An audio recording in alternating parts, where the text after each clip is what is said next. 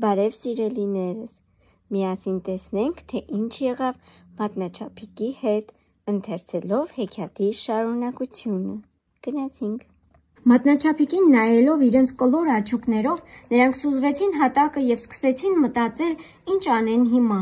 Նրանք շատ էին ցավում, որ այդքան անուշիկ և փոքրիկ աղջիկը ստիպված կլինի ապրել այդ գարշելի դոդոշների հետ, ինչ-որ փտած գերանի տակ, խիտ ու ճենճոտ տիղմի մեջ։ Այդպես չի լինի։ Ողջ գետի ձկնիկները հավաքվեցին ջրաշուշանի տերևի մոտ, որի վրա նստած էր մատնաչափիկը, և կրծելով պոկեցին տերևի ցողունը։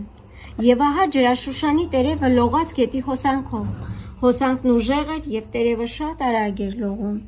Այ հիմա պառավ դոդոշը ոչ մի կերպ չի կարողանա հասնել մատնաչափիկին։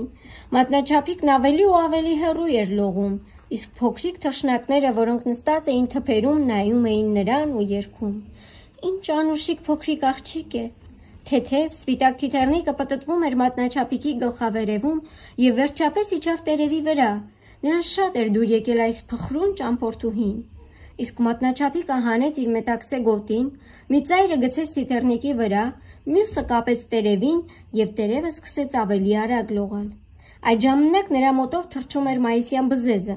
Սա տեսավ մատնաչափիկին, բռնեց նրան և տարավ նստեցրեց ծառի վրա։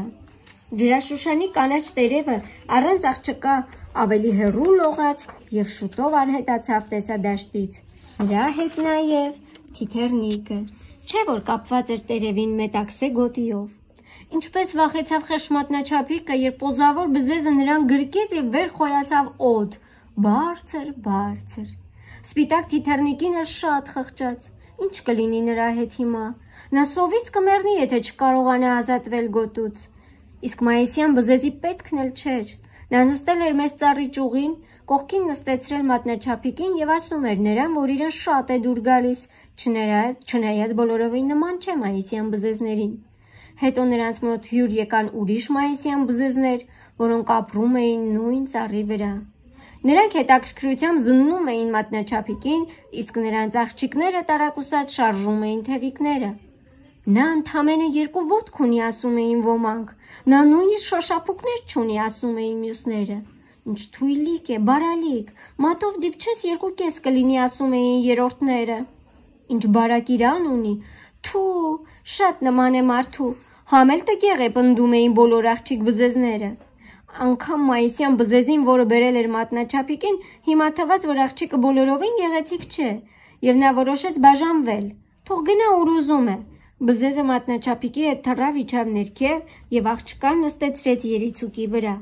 Մատնաչափիկը նստած էր ծաղկի վրա և լալիս էր։ Նա տխուր էր, որ այդքան տգեղ է։ Նույնիսկ մայիսյան բզեզներն իրեն վռնդեցին, իսկ իրականում նա չափազանց անուշիկ էր, թերևս աշխարհում նրանից լավը չկար։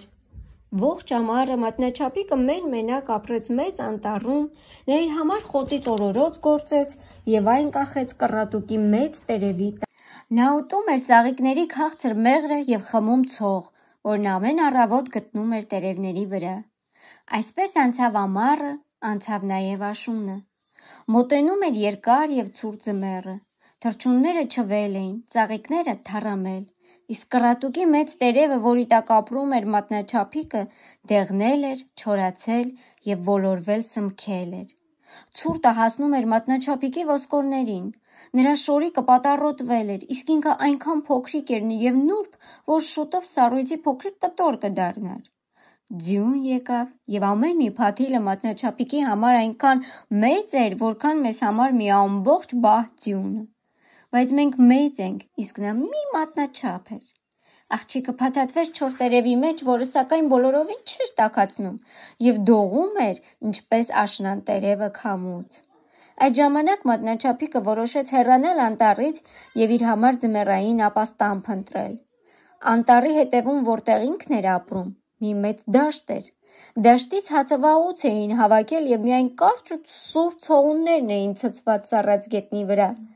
Դաշտում ավելի ցուրտ էր, քան անտառում, և մատնաչափիկը անցնելով չորացած կոշտ ցողունների միջով լրիվ մրսեց։ Վերջապես նա մի կերպ հասավ դաշտամկան բնին։ Բնի մուտքը խնամքով փակված էր խորտիկներով և չոր ցողուններով։ Դաշտամուկն ապրում էր տաք և լի բնում, նրա խոհանոցն ու մառանը լեփ-լեցուն էին հացահատիկներով։ Մատնաչափիկը մուրացկանի պես կանգնեց շեմին և խնդրեց իրեն տալ գարու հատիկի գոնե մեկ կտոր։ Արդեն 2 օր էր, ինչ բերանը մի փշուր անգամ չէր դրել։ «Աղ, դու խեղճուկ», ասաց դաշտամուկը, նա էության բարի բառավ էր։ «Արի այստեղ, տաքացիր, կեր ինձ հետ»։ Եվ մատնաչափիկն իջավ բույնը, տաքացավ ու կերավ։ «Դու ինձ դուր ես գալիս», ասաց մուկը նայելով աղջկան ուլունքի պես փայլուն սև աչքերով։ «Ինձ մոտ մնա ձմռանը, ես քեզ կկերակրեմ, իսկ դու իմ տունը լավ կմաքրես, կհավաքես և ինձ հեքիաթներ կպատմես։ Շատ եմ սիրում պես-պես պատմություններ»։ Եվ մատնաչափիկը մնաց։ Նա անում էր այն ամենը, ինչ հրամայում էր պառավ մուկը և բոլորովին վատ չէր ապրում տաքուկ բնում։